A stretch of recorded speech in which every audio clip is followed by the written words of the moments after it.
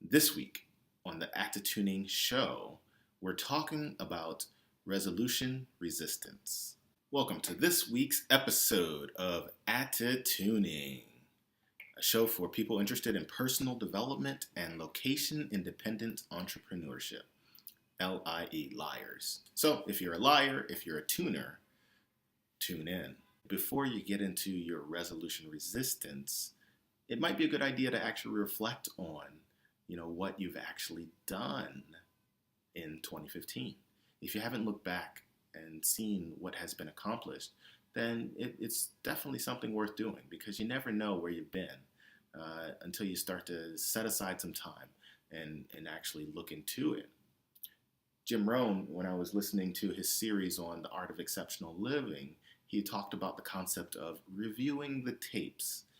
This is a sports concept where you have to look at the tapes to see, what did you do well? Where did you fall short a little bit? What would you have changed if you could do it differently? And, just by reviewing, that causes a reflection process. And so right now I'm in the process of reviewing my past 2015. Some of the ways that I'm reviewing that is, I have a 15 question checklist where I actually go through 15 questions and try to answer them very quickly and simply to give myself reflection. I'm taking an idea that I found on zenhabits.net from Leo Babauta, where he's going through his Amazon list to see what did you purchase, specifically what books did you purchase over the last year, because I buy a lot for Kindle. Geez, I give them so much money. It's ridiculous. Being location independent, it's hard for me to carry around a lot of books. So the digital ebook movement is godsend. I tell you, it's amazing. And so looking at that, it'd be interesting to see what was I interested in, because I usually buy more than one book on a topic if I'm really into it. And also looking at things like, your emails as well. And, just reviewing my blog posts, from the last year and picking out the ones that I really thought were like, ooh, that was really good. I like that one. Especially, I saw that morning routines was a big thing for me during the past year. And then getting into like productivity and using that as a core for broadening out, my expansion. So it's good to review the year and see what happens. What is a resolution resistance?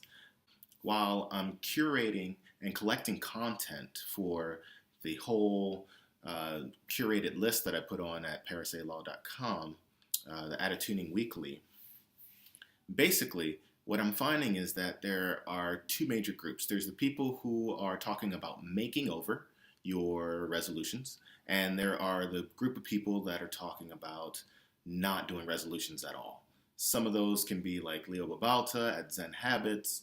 On positivelypositive.com, I saw an interesting piece on actually choosing your guiding word, choosing a guiding word. And so it seems like the old way of saying, okay, what are you going to do for your New Year's resolutions this year? And most people saying, I really want to lose some weight, and I want to travel more, spend more time with family. None of these things tend to work, right? I mean, less than 5% of people actually remember their resolutions by the end of Spring Festival, which is around mid-February. Are you one of those people? Because I am too. When I used to make resolutions, then all of a sudden they didn't work out and I forgot them. Now, last year I did something different where I said, I'm forgetting about the whole resolution thing. I'm even going to abandon a lot of the whole big, hairy, audacious goal setting thing. And I'm just going to focus on doing one thing at a time. I was reading the book, The One Thing, which I'll link to in the show notes. And it was talking about just kind of defining what is that one thing at this moment that you can do, by doing which everything else will become easier. And so I said, all right, what is the one thing that I can do? And that one thing was waking up fully productive, waking up earlier in the morning. And so I started to do all this research about morning routines, waking up, the hour of power, how to optimize that morning routine. And I said, do I really have to spend an hour to get started? And so I told myself, I said, let's just start with 10% of that and then work the way up. And that is how the 6-Minute Morning was born. The 6-Minute Morning is an ebook that I wrote based on, from the inspiration of Hal Elrod, who wrote The Miracle Morning. I want to give him a shout out because that really helped me out along with some other books, but that one really stood out to me as being awesome. And so the 6-Minute Morning is all about using 3 core pillars of your morning in order to optimize that, where in just 6 minutes you can get yourself ready and active and ready to go. Now that's awesome. That can be something that you do. So rather than trying to make some very big, blah, blah resolutions, why not just say, okay, I'm going to resist the urge to do that and be broad and abstract with my resolutions. I'm going to resist the urge to try and say, okay, if I just break them down into small little pieces and I plan them out, consistently, and then I create an Excel tracking sheet, or I download the app to help me kind of, measure all those things and all these distractions, things that can't get you going. How about you just choose one thing to start tomorrow? One thing to start tomorrow. And that's what I'm doing here. One of the things that I wanted to get going was starting a curated newsletter. And so the first one went out this week, which is why this is the first episode. So tune into the Attituning show more often because we're going to keep going. I think I'm going to keep this thing moving, and you're going to see more and more developments. So resolution resistance. Choose one thing and start. That's it. Second thing to work on, resolution resistance number 2, is all about a guiding word. I've seen a lot of buzz around this whole, what's going to be your word for the year? Now, word creation can actually be a little bit abstract too, but it can also be somewhat focusing, where if you can focus down on one thing that you're going to do, for example, consistency, and then you're always asking yourself in everything that you're doing, how am I building and focusing on consistency with what I'm doing now? How am I working on consistency if I choose to do this? That can be the one thing, a one theme. Rather than a one thing, a one theme can actually start to get you moving in the right direction too. I guess the whole theme of this thing is just kind of the one. There can only be one. It's not Highlander. But just being able to do those things. So resolution is very big, and that's why I want to focus so much on it. All right, so just to kind of recap what I talked about so far already is that, rather than trying to set some broad resolutions, you can focus in on just one specific habit or routine that you're going to do. Or you can figure out one guiding word or principle that you're going to follow throughout the year and just kind of stick to that. So those are 2 ideas for your resolution resistance. So avoiding resolutions and actually finding good alternatives. Interesting article on Mindbodygreen was all about if you can't afford a life coach, then invest in these books. So there's a list of 10 books that somebody should read.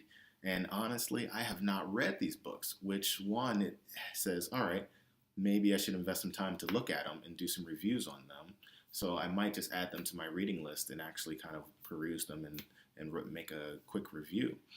Because if somebody's recommended them and they're on that, they look like interesting titles. So I wonder, is it bad or good for me to judge a book by its cover and title? I don't think it's a bad thing. Anyway, you decide. Look at the list. It'll be in the show notes too. But, there's a whole thing about, can you afford a life coach? The thing is, should you invest in a life coach? I don't think you should look at it as affording, because I also do some life coaching, and there's always that line where people say, I don't know if I'm going to invest too much. And usually the problem is that they're not getting enough value. I was talking to another life coach about this, is that when, potential clients feel like they're not getting the value that they deserve, then the investment just kind of feels a little wishy-washy. And so that means as life coaches or, entrepreneurs that are doing coaching, we need to be able to create more value. And so that is something that I've been reflecting on this past week as well. How can I create more value for my clients so that it's a clear no-brainer when I say this is the price and they say, okay, let's do this. I know I'm going to get some results from this. That is motivating in a sense. Interesting article on Pick the Brain is about happiness preceding success. A lot of the times, we feel that once we get to a certain point in our career or a certain point in our business, then we can be happy. That's kind of like the over the rainbow syndrome, which I did in a small audio series that called, Happiness Held Hostage. And so I totally agree with this, is that first you need to be happy with now. Be happy now, and then you can move towards success. Once you're happy with what you're doing, once you feel like you're doing something, consistently, then, you can actually move towards success, because success is not the destination. It is the journey. What is it? Earl Nightingale said that success is a progressive realization of a worthy ideal. So if you know what is your worthy ideal and what is the progressive realization that you're going to go on, what is that journey of progressive realization that you anticipate or that you see yourself moving toward, then you are already a success as you start moving toward that. Well, I'm going to say that that's it for Attituning this week. Be sure to go to parisalaw.com or attituning.com, Attituning, attituning.com, so that you can sign up for the newsletter. There's a lot of good stuff in there, and it's going to be coming out weekly. So be sure to sign up for Attituning Weekly and send me some notes. Connect with me on Twitter, LinkedIn. I'm there, and boom, see you soon. Have a great week or weekend, by this time. Who knows when I'm going to publish this? I don't know. We'll see. Anyway, peace till next time.